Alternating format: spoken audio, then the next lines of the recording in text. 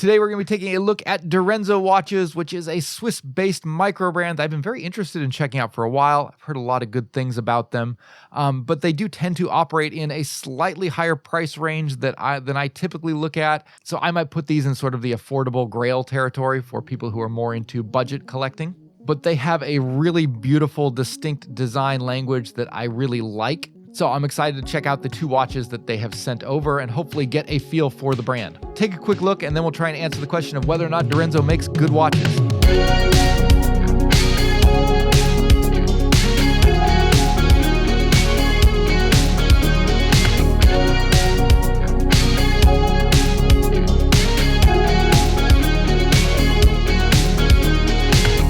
Hey guys, this is Dave. Welcome back to my channel, Just the Watch. As always, I'm broadcasting from my home here in Iwate, Japan, and today we're talking about Direnzo watches.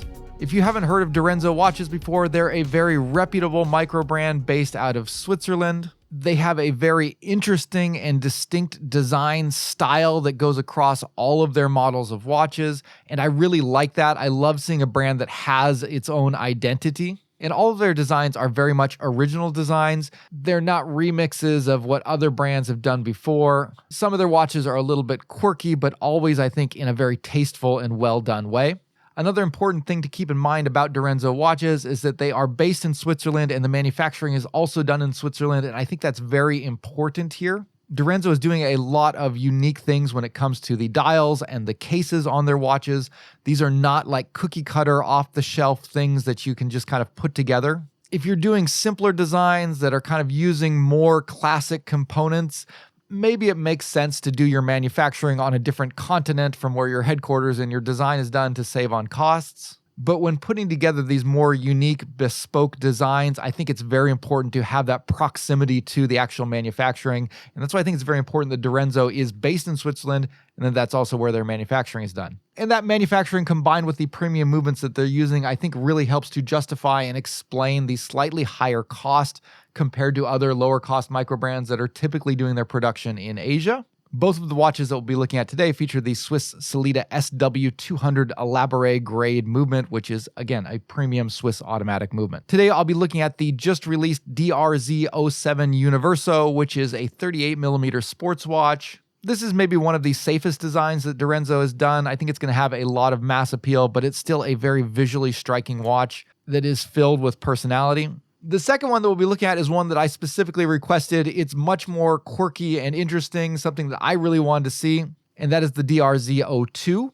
And Direnzo is allowing me to keep that second watch, which is why you saw the paid promotions flag at the beginning of this video. However, other than the watch itself, I didn't receive any additional compensation, nor did Direnzo have any control over the content of this review. With that said, let's jump into taking a look at these two watches, starting with the DRZ07 Universo.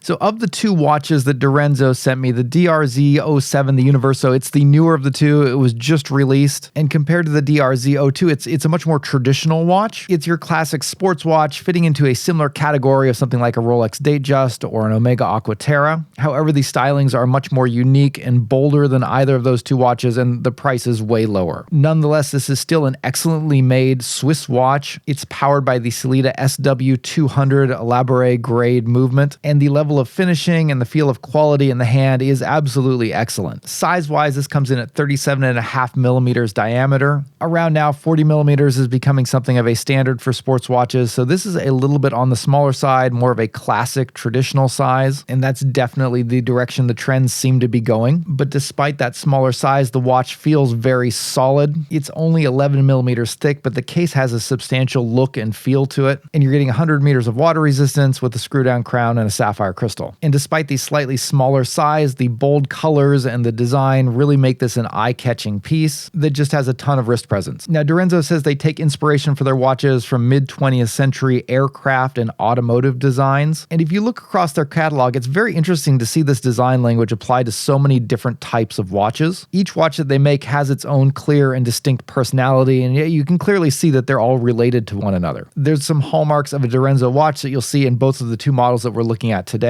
For instance, both of these watches feature a bowl-shaped dial, which is somewhat unusual. along with a striking use of color. The dial on this blue Universo is a very striking design. You can see that at its base it has a brushed circular pattern on the metal, and this has been overlaid with a brilliant blue color that has a bright turquoise color in the middle that gets gradually darker as it reaches the edge. And rather than having a chapter ring at the edge of the dial itself has a seamless curve that rises up to the crystal. So as you move from the center of the dial to the edge, you're getting a shift both in the color of the gradient and in the shape of the dial itself. And those two elements working in tandem combine for a really cool effect. There's also a lot of detailed printing going on this dial with essentially 2 second or minute tracks. One is placed on the inner side of the dial inside of the applied hour markers, and the other is placed at the very edge outside of them. And then these two tracks are connected whenever there's an hour marker with a line that goes straight through it. And I've never seen a dial layout done like this before, and I would have thought that this would have maybe looked a little bit too busy, but it just looks right here. The applied circular hour markers are smaller than I would expect, and the triangles are bigger than I would expect, and yet all of these unexpected elements combine to create just a really clean, simple, legible layout. One of my favorite parts about the dial is the date integration. I am the kind of person that has to have a date on a daily wear watch, but if you're a no-date guy, Direnzo also offers this in a no-date configuration. But the reason a lot of people hate having a date on the watch is because it breaks up the symmetry or it looks out of place. However, Direnzo has perfectly integrated the date inside the 6 o'clock marker, making it almost unnoticeable unless you're looking for it. And so I really feel like there's no drawback to going with the date version here because it's so perfectly integrated. Next, I'd like to step back and take a look at the case design, because this is another area where I think Direnzo really distinguishes themselves from a lot of lower priced watches. Typically in more budget oriented watches, they spend most of their time and money on creating a striking dial design. So I'm kind of used to seeing a lot of good dials, but oftentimes they'll use a more standard or off-the-shelf case shape. This not only saves money, but when you talk about creating a good case, you're getting into a completely different kind of design than you would with a dial design.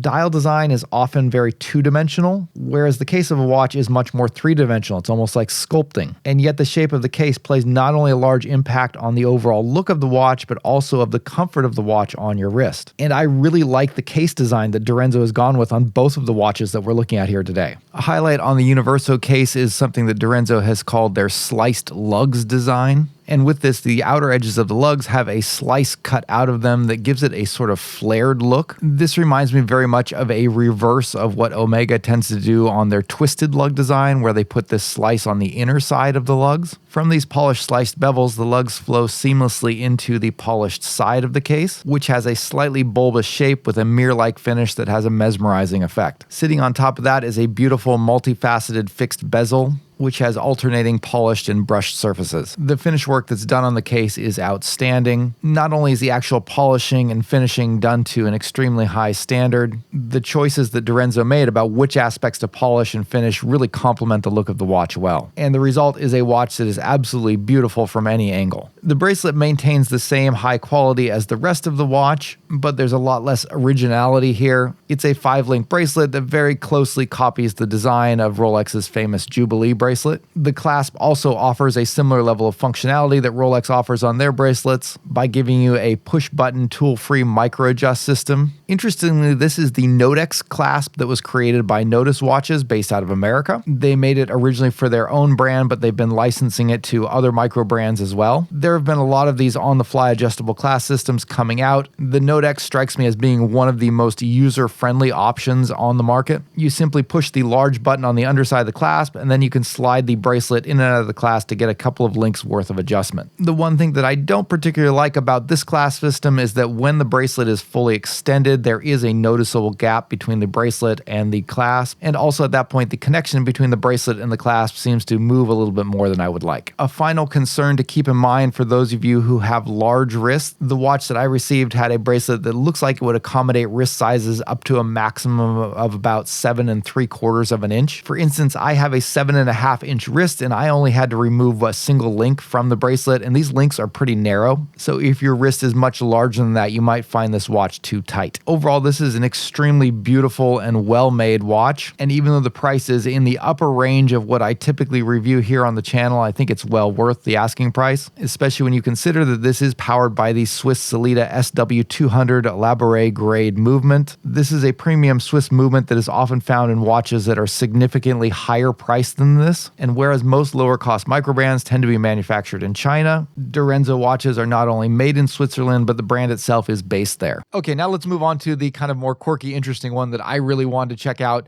Let's take a look at the DRZ02R. Okay, let's move on to the second watch that Direnzo sent me. This is the DRZ02R.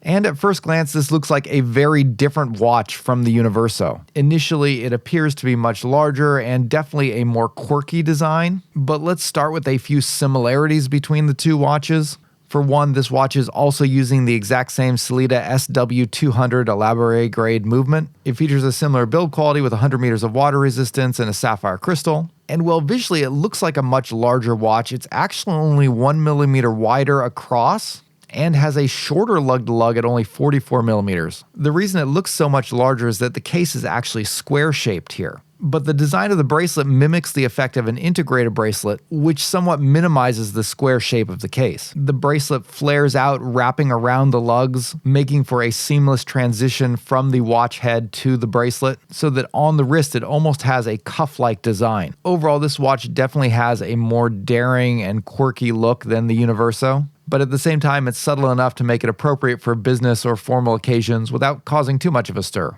But clearly on this model, Direnzo is allowing themselves a little bit more freedom of expression than they did on the Universo. And so while this watch may not be for everyone, I absolutely love it. We'll come back to the interesting case and bracelet design in a second, but let's turn to that striking dial first. Once again, this dial features a brushed circular finish and a bowl-shaped case, but this time around there's no gradient or color applied to the dial. This is a silver steel-colored dial with a very interesting sandwich layout for the markers. So the markers have been cut out of the dial to reveal a layer of bright orange lume underneath. A sandwich dial like this inverts the traditional watch layout where the markers are raised above the dial to this time them being sunk into it. That in itself is enough to create a unique visual effect, but here the markers, if you can even call them that, have this really interesting, almost Tron-like look to them. At least that was the first thing I thought of when I saw this design. The markers take the form of two semicircles on the left and right side of the dial, with a triangle cutout at 12 o'clock, another brilliantly integrated date at 6 o'clock, and circular cutouts at 3 and 9 on the outside of those semicircled lines. Combined with the bright orange color of the paint, this really gave me a strong retro-futuristic vibe, but after looking at it in context with the handset, it also strikes me that this could be referencing the gauges on a car dashboard. And given that the overall shape of the watch does kind of give the impression of a driving watch, seeing this dial layout as a reference to dash gauges probably is more appropriate.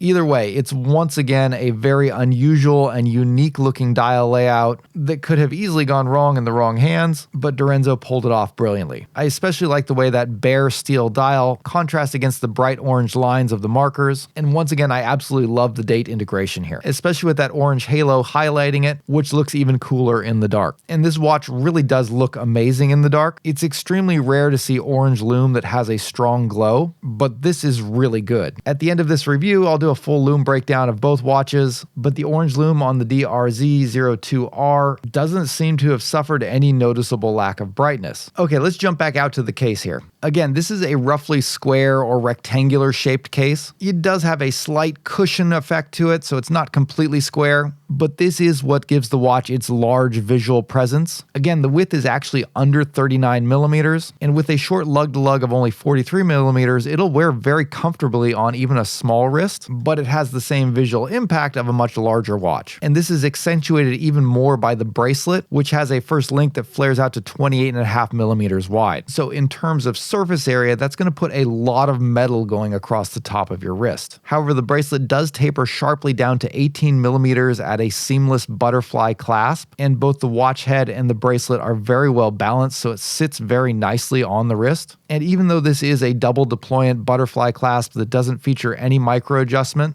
because Direnzo included 2 half links on the bracelet, I was able to get a pretty custom fit. And because the case and bracelet are also very well balanced, I found it to be very comfortable. However, if that butterfly clasp is a deal breaker for you, Direnzo does offer a traditional folding clasp with 5 micro adjusts for an additional cost. Alternatively, they also have a range of straps that have the same silhouette as the bracelet. They sent me this gray rubber strap that gives the watch a more casual and sporty look that's also more comfortable than the bracelet, and they offer leather straps as well. I definitely like that they're giving you this many choices when it comes to straps or bracelet options, because it will be difficult to find aftermarket straps that maintain the same silhouette that the bracelet does. However, this watch does feature standard 20mm lug openings, which means that you can put it on just a normal strap. Doing so is going to greatly accentuate the square shape of the case and give the watch a very different look on the wrist, but it's not actually a bad look at all. I think you could totally wear this with just a normal 20mm strap and it wouldn't look out of place. Finally, going back to the case of the watch, rather than being a simple square slab, there's actually a lot of cool details.